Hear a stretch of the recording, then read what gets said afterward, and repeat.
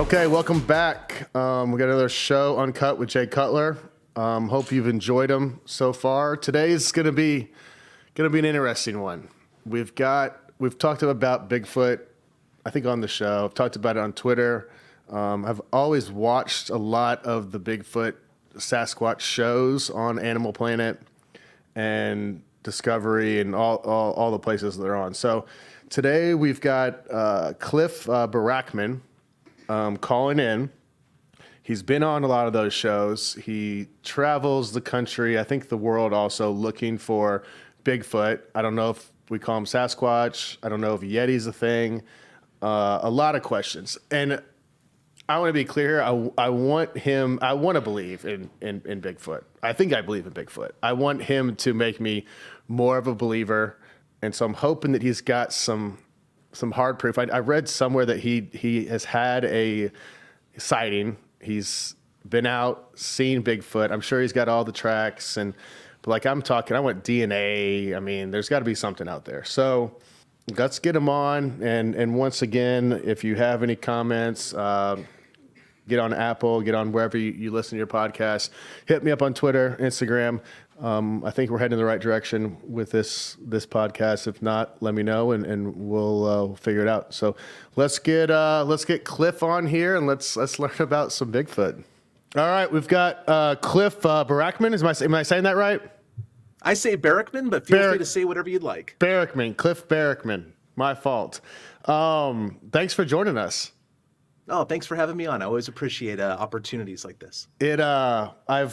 I've followed. I mean, you've been on shows for a long time. I mean, 2011 to 2018 on the Animal Planet, Finding Bigfoot. And now there's Finding Bigfoot. The search continues.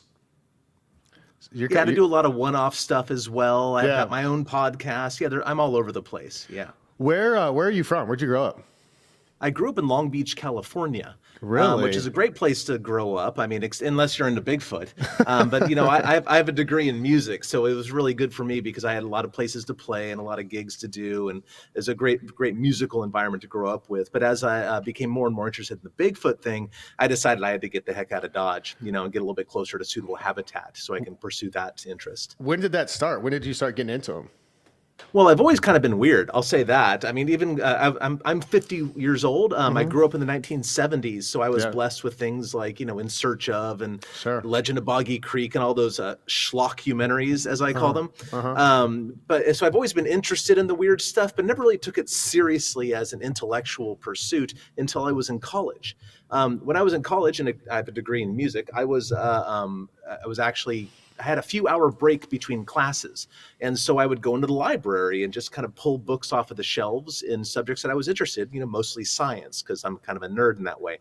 And one day I ran across a compilation of scholarly articles written about Sasquatches by anthropologists. And that's when I first realized, like, holy smokes, people are actually doing science on this. And so I started digesting and reading as much as possible about the subject from a scientific standpoint. And before long, once you're exposed to the breadth and depth of the evidence, you really have no choice but to start taking it a little bit more seriously. And so I was already camping and stuff. So I kind of put it on the list because at the end of the day, Bigfooting is a lot like camping with a purpose. Yeah, I don't think people realize, and that's kind of what I want to get into. Like, I believe that there's Sasquatch. I believe that it's out there. I just need more science and to be pushed into believing. Yeah, we need to be exposed to the evidence that stands up to scientific rigor, essentially, is what it comes down to. And it's difficult to do, especially in this age of Facebook and misinformation and crackpots and everything, because there's a lot of hoaxing in the world. There just simply is a lot of hoaxing.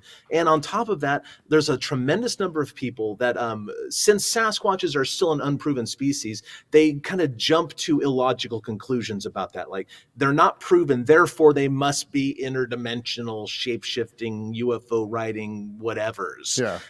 When that's not a necessary thing at all, if really you understand a little bit about the natural history of the subject. So yeah, I mean, I think it's hard for people because, I mean, obviously there's no specimen out there. No one has really found one, or one that's been dead and someone ran into it or anything like that. So like the physical component of it is still missing, which makes it probably very hard for people to get on board with this. Well, yeah, and people just can't comprehend, like, how could that possibly be that we don't have a dead one yet? And really, honestly, I find that most people, the vast majority of the public, they don't even realize that science needs a dead one to prove a species as real. That dead one is called a holotype, and what you do is you kill it, and then a scientist describes it, or analyzes it, its anatomy, et cetera, in a scientific paper, then goes through peer review, and then if that passes, it gets published, and then suddenly the species is real.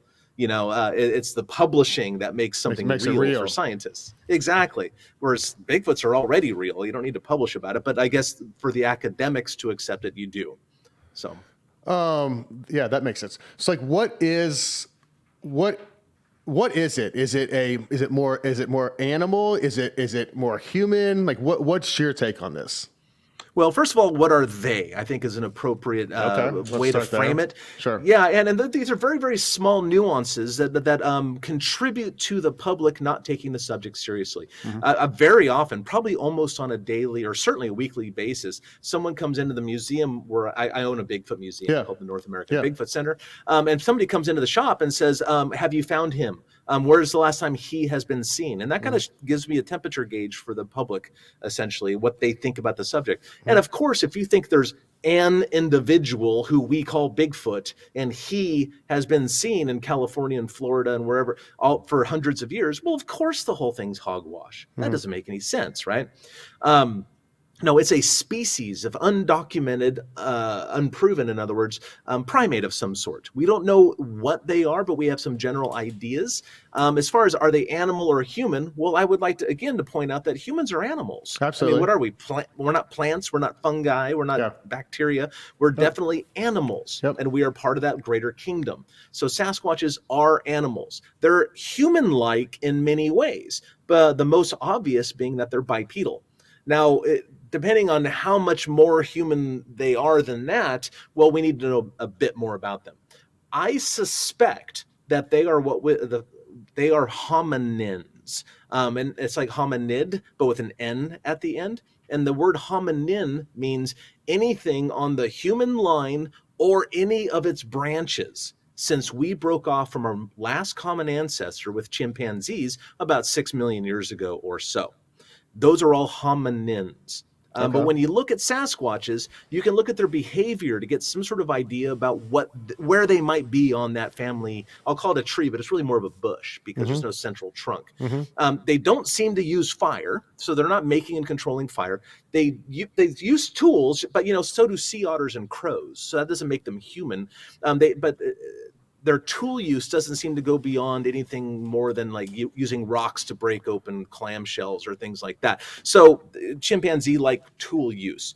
Now, if we look on our line, our human Homo line, the first of our genus to do that was Homo habilis.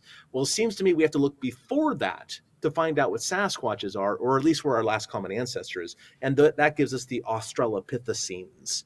Now, that's a fancy pants word, but I bet a lot of your listeners know about the famous Lucy skeleton that was unearthed in 1974 in Africa. And she was an Australopithecine. Australopithecines actually have two large branches, a more gracile branch, which is what Lucy was. She was Australopithecus afarensis. But there's also a more robust branch of that family that were basically Sasquatches 4 or 5 feet tall. I suspect, and I don't know this, but I suspect that Sasquatches are probably those things, robust Australopithecines, also known as Paranthropus, that radiated out of Africa, moved northwards into the colder climates, and we all know that animals in colder climates are larger than animals in warmer tropical climates. It's called Bergmann's rule. It's a biological rule. And I think they just got bigger because it's not that big of a jump between 5 and 8 feet at the end of the day if you give them a few thousand generations to get larger. That's true. That's what I think they are. And that's a long-winded answer. I'm sorry about that. That's awesome, though. You're talking to a Bigfoot nerd. It's hard to get them to shut up. So you think like their general size is 8 foot, 8 foot? Yeah, I think they range probably between 6 and 8 feet on average. And of course, there are probably larger ones. There's probably even a few short. I mean, every 8-footer starts out as a 2-footer, so there's certainly shorter ones. But there's probably a few that are bigger than that. But there's also probably a physical limit on how large they can be, just like there is with elephants. Because or human beings for that matter, because your strength is to move around the mass, right? And so the bigger you are, the more muscles you need to move that mass around. And at some point, if you graph this information, at some point, the amount of muscle that you add to a body doesn't compensate for the amount of mass you just added to move it. So it's a game of limits. There's a ratio there. Yeah, I mean, being like a guy who's physically fit and you're around like tremendously large individuals like yourself, being a football player and all that sort of stuff, you probably see that there is a limit. You wouldn't expect to see like a 10 or 12 foot tall human because of the damage that sort of mass would do to their joints and ligaments and all that stuff. Absolutely. Yeah, I'm sure you see that all the time with just like regular 6.5 foot tall people too. Yeah, you do. So I read you're basically on the road kind of 200 days a year in the field. Is that true? Well, at the high point of my field investigation, that was true. Yeah. But that was also, I was selling a house in Southern California and moving up north. I had no place to really, I had to be or live. And so that year I did probably about 200 days in the woods that year. That's not my regular gig at this point. Yeah. Although now I live in the woods. So I've kind of changed the terms of my game, I suppose. So, I mean, the Sasquatch, I mean, they're in, have you found that they're isolated to very, very remote places, or are they kind of underneath some people's noses at times? Oh, they're right under our noses, actually. That is another one of the myths about Sasquatches, is that you have to go way out in the middle of nowhere to possibly even run across one. That's not true at all. It's not any more true of that than it is bears, for example.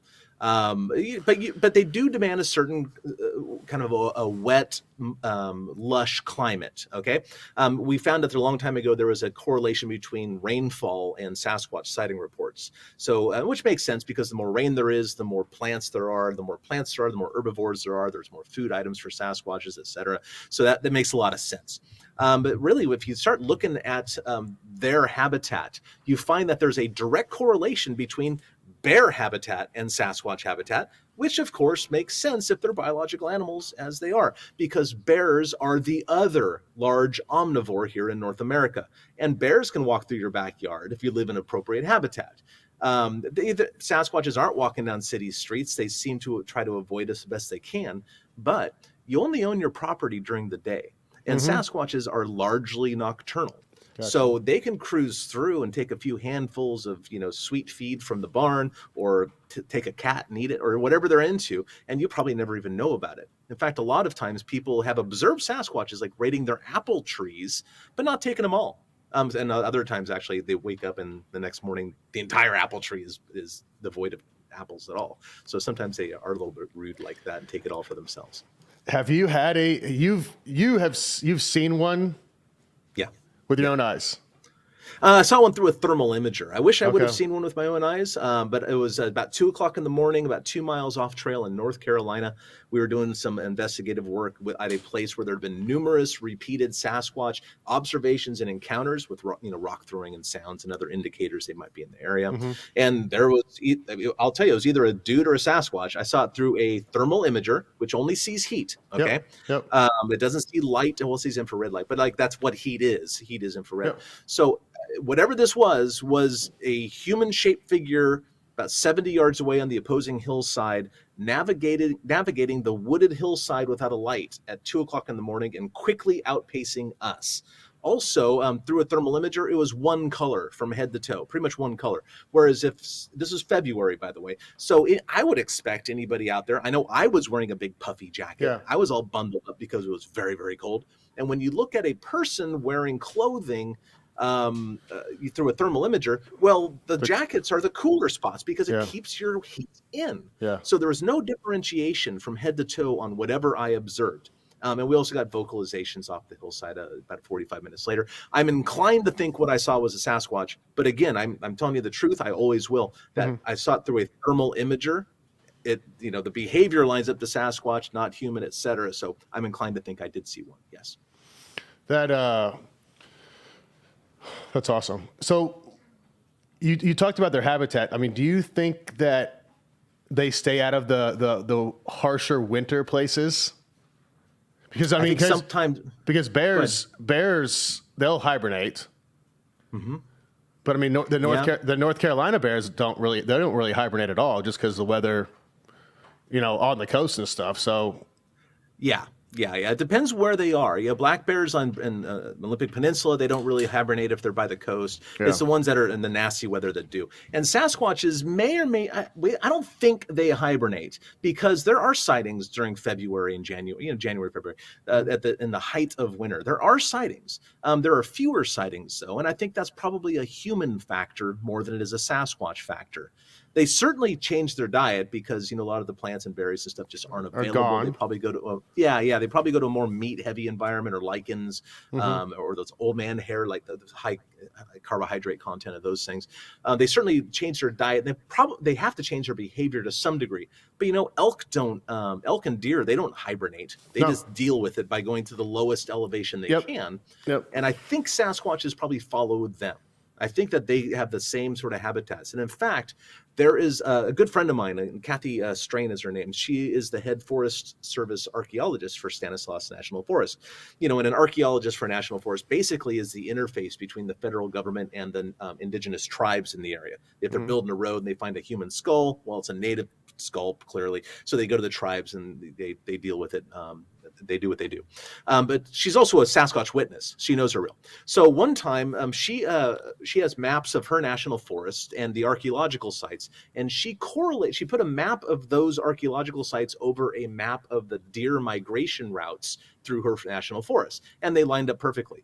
But then she took a map of Sasquatch sighting reports and correlated that to the deer migration route, and sure enough, they also matched. So I think that's a strong indicator that Sasquatches are following the deer herds around and just using the same adaptations, and frankly feeding on the deer as well.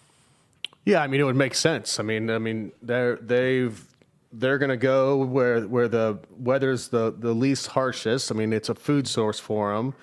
Well-traveled trails. So, like, what are the numbers? Like, how many Sasquatches do we think are in existence? Well, not as many as a lot of people would think. Right now, our best guess is that there's probably about 100 or so bears for every one Sasquatch. That's the best guess at this point as far as ecology goes. And I don't know that much about ecology. I'm just listening to people who know more about it than I do, and taking their guess. Dr. Grover Krantz, in this case, from Washington State University, said there's at least 100 bears, maybe 200, for every one Sasquatch. Well, in my home state here of Oregon, there's about 30,000 or so bears, which would logically bring about 300 Bigfoots. Yeah, which, it's really not that many. And people come into to the museum all the time, and they say, how come we don't see them more? And I say, well, how many bear have you seen? Oh, I've seen a lot of bear. Well, how many is that? I've seen 10 bear in my life living here in Oregon. I said, well, that's cute. There's 30 or 35,000 of them here in Oregon. Yeah. No one's asking how come bears stay out of sight, right? Yeah. It's just a natural thing they do. So 300 Sasquatches would be extraordinarily hard to see. So anyway, so I'm guessing 300 or so in Oregon. And if we extrapolate to the known suitable habitat throughout the entirety of North America, which is a really big place, and most of it's empty. Yeah. Maybe 5,000 or 10,000, I think, is a reasonable guess, which sounds like a lot, but it would actually make it one of the most rare large animals in North America. Oh, by far. I mean, I was just out in Montana at my ranch, and we have black bears there. And probably grizzlies too, right? And they pass through once in a while. But much to your point, seeing a black bear on that property is not that easy at all. I mean, you'll catch them every once in a while, but I mean, I've had the property for 5-6 years, and I've only seen maybe 3 or 4. Oh, yeah. I live out in the woods. I live on the slopes of Mount Hood here in Oregon in the Cascade Range. And I have yet to see a bear on my property, although I have game cameras out, and I see them on the cameras a fair amount, probably every 2 or 3 sets, so 1 or 2 wander through every couple months. But I never see them with my own eyes, almost never. But they're around. Oh, they're definitely around. Nocturnal. I mean, and they're they're well adapted, hiding in shadows and creeping along. Have you? Oh yeah, totally. Do you have Sasquatch on game cameras ever? I have not, but I've seen some very compelling pictures of Sasquatches that were obtained on game cameras. A couple of them have made it out to the public or television, like the Vermont photograph is a really good one. We did that one on Finding Bigfoot. But some of the best ones I've seen, we actually, like, there's one in particular that from the Oklahoma area that we approached the people, and it's fantastic. It's a great picture. It's unambiguous. And we approached them to be on the TV show. And this woman who lives like in a trailer with her daughter, right, in Western Oklahoma somewhere, she says, well, I don't really want the attention. And of course, the producers wanted the picture. So they said, well, I'll tell you what, we'll pay you more. We'll blur your face out and we'll change your voice electronically. No one will ever know it's you. And she goes, no, I don't want it. No, I don't want anything to do with this. All I want is to be able to hunt my property and not be afraid. And you can't give me that. And so, and then you have to think about the psychology of these people who live out there in the sticks, basically. Sometimes their reputation is the most valuable thing they have. Sure. And to be associated with something like, I've got a picture of something that's not real, according to the community. Yeah. That would, it can do real damage to people's reputation. They think they're drug using or drunks or crazy or liars or, choose the adjective of your choice. It's not good, whatever it is. Sure. Build a confidence-boosting fall wardrobe with this season's collections of versatile mix-and-match styles from Express. Express is all new and made to express you. Use the hashtag ExpressYou to see all their confidence-boosting styles, unmatched comfort, and always the highest quality. And Express soft sets are really a game changer. From their new silky suede scuba and luxe velour to the luxe sweaters and fleece sets, these cozy combos are the unofficial uniforms of fall. As that weather continues to change, you'll need to make sure you've got some nice new jeans too. It doesn't get much better than Express and their 4-way hyper stretch jeans. It's total comfort with 4-way hyper stretch fabric, fresh fades, and their comfort stretch waist. And you're always ready to go with Express essentials like tees, polos, and graphic tees. Plus, everything is machine washable, so no dry cleaning, no sweat marks, just the perfect variety of both casual and style. Shop the latest confidence-boosting styles in-store and online at express.com. Everything from just hanging out to a big night out, you can find it all at Express. Be on the lookout for great deals in stores and at express.com. Express confidence. Do most people think that Sasquatch is a dangerous animal? Well, I think they're clearly potentially dangerous. I mean, they're 8 feet tall. I mean, a chimpanzee who's 4 feet tall has 8 times the strength of you. And you lift heavy things, like you're into health and things, like 8 times stronger than you. And these things are 4 feet tall. Yeah. So what would an 8-footer, like how amazingly strong would that be? They'd probably rip you in half if they wanted to. Oh, so they are potentially dangerous, but clearly they're not out to get us. And as evidence, I would say, look around. If they were out to get us, there'd probably be very few of us left. Yeah. And the same thing could be said of gorillas, either mountain gorillas or the lowland gorillas. They're not, I mean, they've been treated as monsters because they personify something that we think that we're higher than, in the great chain of being in that sort of way. But they're not like that at all. They're not beasts. They're not, kidnapping women. They're not doing out there killing people, and they're just living their lives, eating leaves, and Sasquatches are very similar in the same sort of way. Yes, they seem to be. Like, what do you think that we're ever going to find a specimen or a one that's dead or any like heavy compelling evidence? Well, yeah, since these are real animals, I think that I'm completely convinced of that. I mean, since they are real animals, it's logical that one will come to light eventually. Either a hunter will finally pull the trigger and kill one of these and bring it in, because there have been stories of people killing them and not bringing them for various reasons, mostly because they thought they killed a weird person and they were going to be charged with murder. But or maybe a logging truck will hit a young one on the way to work or something. Something will happen eventually, and the dead one will come to light, and then the species will be real. And frankly, not much will change after that, except for people's perceptions. And I'm concerned about that. I'm not going to be the guy to pull the trigger. I know that proof demands a body, and I'm not willing to pull the trigger. Basically, I'm not a gun guy. I've got a Yeah. couple firearms, but I'm not a gun guy, you know. And I don't think someone like me should be trying to kill a Sasquatch. I think you should be well versed in hunting things like grizzly bears and polar bears Yeah. if you're going to be. And you should also have bullets nearby so you can reload, because Yeah. just because you kill one doesn't mean there's only one in the area.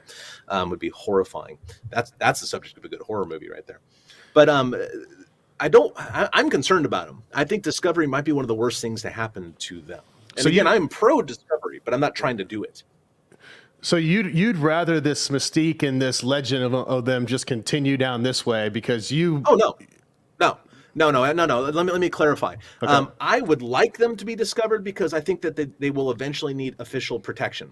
I'm just not going to be the guy to pull the trigger, so I can't advocate for the discovery because it sounds hypocritical to me. I got in a you. way. You know, it's like, I don't know, I'm a nerd, right? So I've read Game of Thrones as well as watched it, right? In the very first episode of Game of Thrones, the dad is telling his kid, don't sentence anybody to death unless you're willing to swing the sword. I kind of feel the same way. I am advocating for the education of the public about Sasquatches to soften the blow of the eventual discovery, so they're treated appropriately and they are basically, protected and left alone to their own devices. So would you be concerned then if a body was found or someone did kill one and then brought it in, that more people would probably join in the hunt to hunt these things down? I am concerned about that. I would like to think that the American public is enlightened to the point where they realize that hunting apes or our closest relative or whatever these things turn out to be is probably morally wrong. They hunt apes in Africa because in those areas there's terrible civil wars ravaging the land and they're starving to death. I would like to think that we're not those people that would think it's okay to kill something that is so closely related to us. But at the same time, I'm aware of the gun culture here in the United States, and I know that some people will shoot anything. Trophy hunting, for example, I think is a savage, horrible, unenlightened, ignorant thing to kill something to take a picture with it, and that's it. That seems. And if that's listeners, I'm sorry about that, but you can't catch and release with a bullet, right? Nope. So I'm a little. I am concerned about that sort of culture wanting to mount a Sasquatch head on the wall to think it's cool, but that would just show who the real monsters are, in my opinion. So I do think that there's a concern about that. Sure. But I'm also perhaps naively optimistic, and maybe we would just want to protect our closest living relative on the planet that shares our own backyard, instead of skinning them and putting them on the wall. But then again, some people want to probably hunt humans too, for all I know. I don't know. Possibly.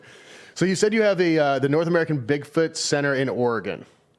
Yeah, it's in Boring, Oregon, in fact. I know. I read that. When did you start that? Oh, we started it. We got fully open with the display halls and everything in October of 2019. Oh, wow. And we were open for 4 months, and then COVID shut us down for 3. That was goodness. Fun. Yeah, that's always fun. I don't think I could have chosen a worse time, except perhaps right before the onset of the Great Depression, to open a business. But we opened it, and we're surviving. My bills are paid. I'm paying rent every month. My employees are paid. We're doing okay, and I'm so thankful for that. Good. So what can someone comes in? What can they find in there? What are they going to see when they visit? Well, when you enter the building, obviously you enter through the gift shop. You also exit through it. I learned that lesson. And so we have a huge variety of things to buy, a lot of tchotchkes and stuff like that, tourist thing. But at the same time, you can actually buy evidence there, because I have cast a number of footprints that are on display, and you can buy copies of those. I have made arrangements with various other people to sell their evidence. Tom Shea is one of the best investigators ever to live. He lives down in Kentucky. He lets me sell his footprint and handprint casts in the shop. Dr. Jeff Meldrum from Idaho State University, a professional anatomist, a professor of anatomy there. He also lets me sell his copies, and I just give him a royalty, and it goes to his Sasquatch research. And then if you go in the back room, the display halls, that's where the real magic is, in my opinion.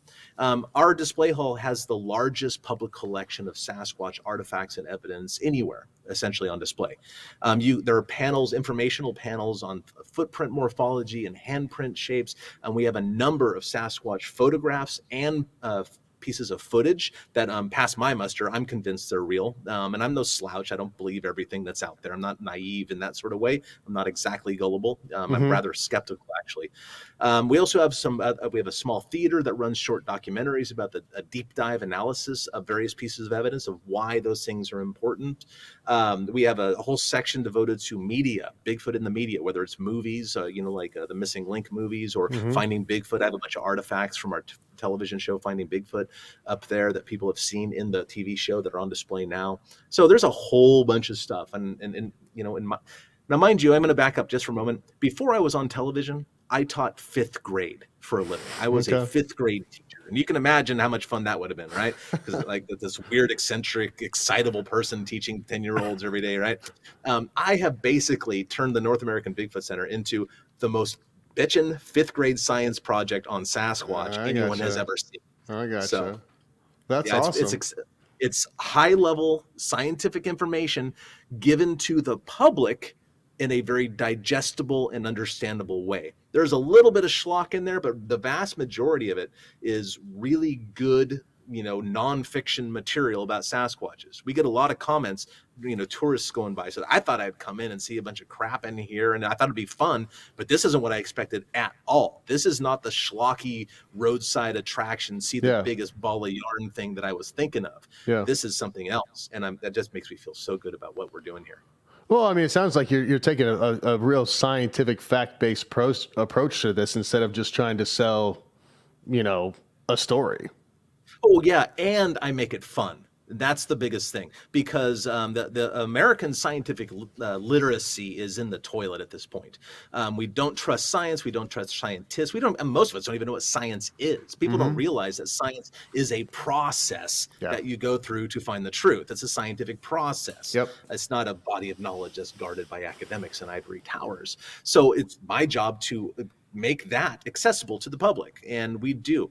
But even more than that, I want to point out that, there is this public side of the North American Bigfoot Center. But notice I didn't call it the North American Bigfoot Museum. It's a center. And that's because on a weekly basis, sometimes daily basis, we get information. We get sighting reports from people. A lot of times they come in, like during the summertime when we have a lot of people going through the door, tourist season, we probably get maybe 8 or 10 sighting reports a week in here.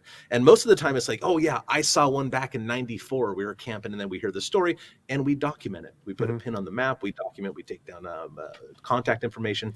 But very frequently, about once a month, maybe a little less, we get something really fresh. Monday morning, I'm speaking to you on what is it, Tuesday? I don't even know what day it is. Last Monday morning, we got an email that someone saw a Sasquatch on Highway 26 on their way to work in the morning. Well, I was out there 4 hours later looking for footprints, and I cast something. I cast a footprint, and I took photographs of 2 other possible prints in the forest stuff. We take reports all the time, take them seriously, and get out as soon as possible in order to find and retrieve physical evidence. Stories are great. We are interested in physical evidence. So the sooner we get out there, the better. And over this last year and a half, we've cast about 6 or 8 footprint casts from various sighting reports, just like the one that happened last Monday. So, I'm sure people listen, people are going to be skeptical, but they should be. There's so much crap out there. Absolutely. Yeah, but the more I hear you talk about this, you'd be hard pressed to find that many people that are calling in and then going out and making a Bigfoot footprint for you to find later. Like it just doesn't make sense to me that the amount of data and it sounds like evidence that you have for it all to be planted by somebody out there just trying to mess around. Well, yeah, and not only, we'll just take the footprints as an example, okay? Yeah. Not only would they have to go out and plant a footprint in hopes that I wander around in the same area that they did and I find the thing, but it would also they would have to know something about, frankly, non-human primate foot anatomy and biolocomotion, because Sasquatch feet are not human feet. They're different because, humans, 200 pounds, like you can carry a mass like that on our foot. Mm-hmm. You cannot carry a mass of 500 or 600 pounds on our foot. The biomechanics don't work. So the foot has to be redesigned in various ways. And you can tell those redesigns by looking at a footprint cast. You can see certain demarcations of the anatomy that lies underneath the skin. So if all of these footprint casts that are internally congruent and consistent with non-human primates and the vast majority of human ancestors, you would have to know about all that sort of stuff, because the very first footprint cast that is still in existence, which is from 1958, there were some before that, but we don't know what happened to them. The first one that's still in existence shows a midfoot flexibility and just like in chimpanzees and gorillas and other hominins, as we went over that word earlier, it shows a midfoot flexibility that was not described and made public until Dr. Jeff Meldrum from Idaho State University, the anatomist I just mentioned, saw the footprints with his own eyes, because his mind you, his specialty is the anatomy of the foot and how that led to bipedalism. That's his gig. So when he started studying the Sasquatch footprints and he saw this strange bend in a lot of the footprint cast, he realized what that was. He goes, oh, that's the mid-tarsal joint. That's the mid-tarsal flexibility in the foot. Now, us Bigfoot nerds, as in earnest as we are, didn't know about that. He published that information in 1999. But yet, you look at the 58 footprints, you look at the 91 footprints, you look at the footprints from the Patterson-Gimlin film, you look at all the footprints, and you can find evidence of that mid-tarsal pressure ridge or mid-tarsal joint in those footprints. So whoever's been hoaxing these hundreds of footprints we had clearly knew a lot more about bipedalism, biomechanics of carrying a mass that size, and the foot anatomy than anyone else did until Dr. Meldrum came along. That, to me, seems pretty far-fetched. Extremely far-fetched. Yeah, they're real, as it turns out. Bigfoots are real animals. Holy crap. Yeah. I think you just convinced me. Every 60 seconds, not one, but two children are trafficked. And every 30 seconds, one is forced into exploitation for the purpose of heinous acts. Human trafficking is happening in your own backyard. It is happening to your neighbors. Many whom we see every day in our own communities, hidden in plain sight. There's kids out there that are being bought and sold 20 times a day. We must bring the child back to the center of our care and concern. Today we launch Goya Cares. Goya Cares is committed to supporting victims and overcomers of trafficking and abuse, to recover, restore, reconnect, and to shine the light that will block traffic. This is where we become the light. God saved me. I believe that I was called to this. Perhaps He's calling you too. Block traffic. Join Goya Cares and visit blocktraffic.org. And then I mean, you're out there and you hear all the noises and you hear all the other stuff that, I mean, so like, even though you haven't seen one in daylight in 30 yards in front of you, like, you just have way too much it sounds like real life experience of seeing and hearing and the footprints. I've had rocks thrown at me in the middle of the day. I've had rocks thrown at me. And also at night, I've been screamed at from close range. I've tracked them. I've smelled them. I've seen one. I've spoken to literally thousands of people who claim to have seen them as well, with absolutely nothing to gain and everything to lose. Are all of those people lying? Because even if one of them is not, that means the species is real. True. And if one of them is not lying and they're real, then probably a whole lot of those people are not lying or wrong either. Yeah. Yeah, people, there are people out there that will, make up some stuff to get on camera, but the majority of people, they're not going to, I don't think the majority of these people are going to lie about, something like this, because like you said, there's going to be some people that think that they're crazy for even suggesting that they saw or heard or did anything close to a Sasquatch.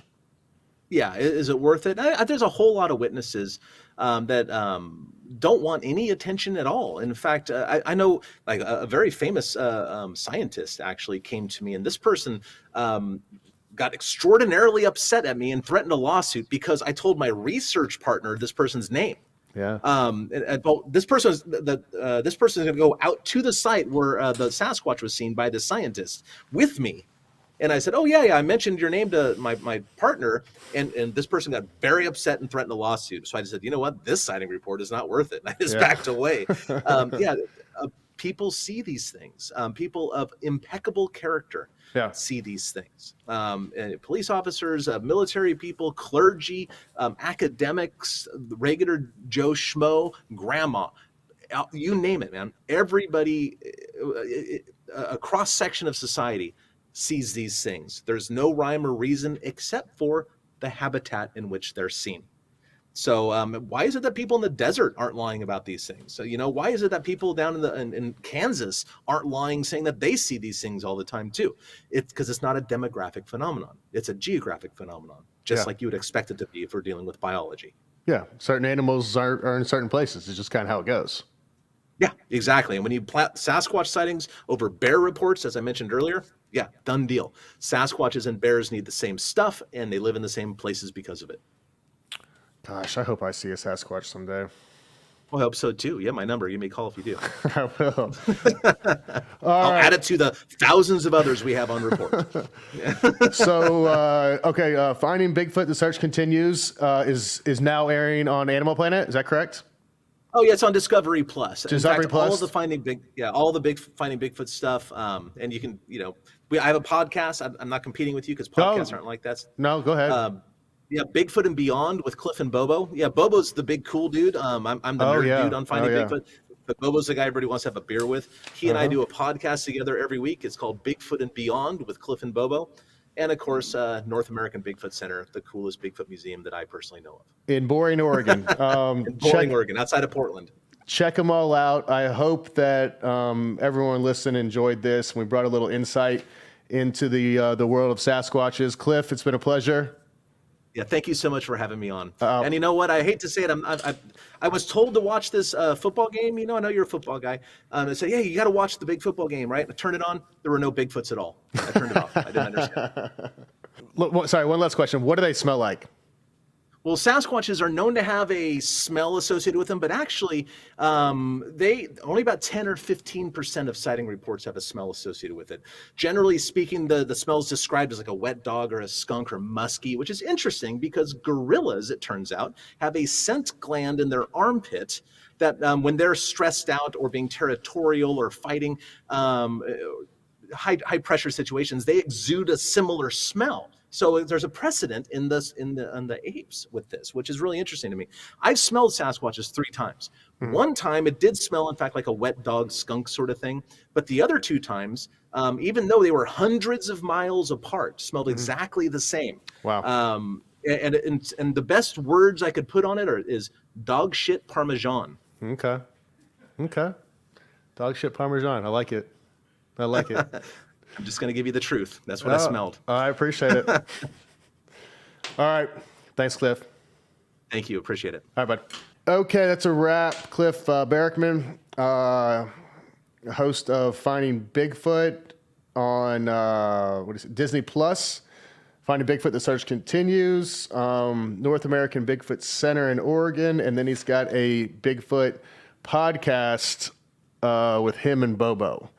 Don't recall the name, but rewind 30 seconds and you'll find it.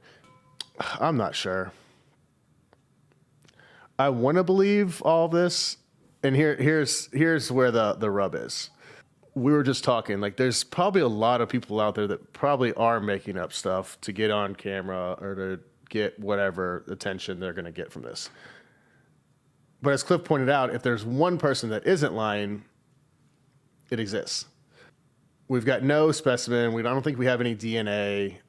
We've got footprints, some grainy pictures, rocks being thrown at you, sounds, a smell. So I don't know. I don't know if that's enough for you listening. I don't know if it's enough for me either. I want to think it is, and going back and forth on this one. The whole foot thing was cool listening to that, because I mean, there's no other animal in the U.S. that probably has that footprint, and so it can't be mixed up with a bear or something else. I don't know. I think I need to go.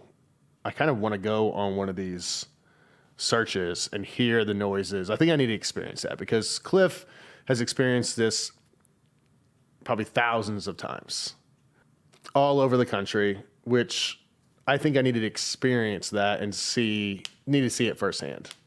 Or hopefully I just run into a Bigfoot in Montana in a couple weeks and we can solve this debate once and for all. But that's it. I think I have more questions than I started with on the whole Bigfoot thing, but that's okay. Maybe we'll circle back at some point later down the line. Hit me up on Twitter, Instagram. Hope you're enjoying it. If you've got any guests that I need to talk to in the podcast, let me know. But that's a wrap for this one and for Bigfoot. And I don't know. I don't think we solved the question, but sure as hell talked about it. All right. Thanks.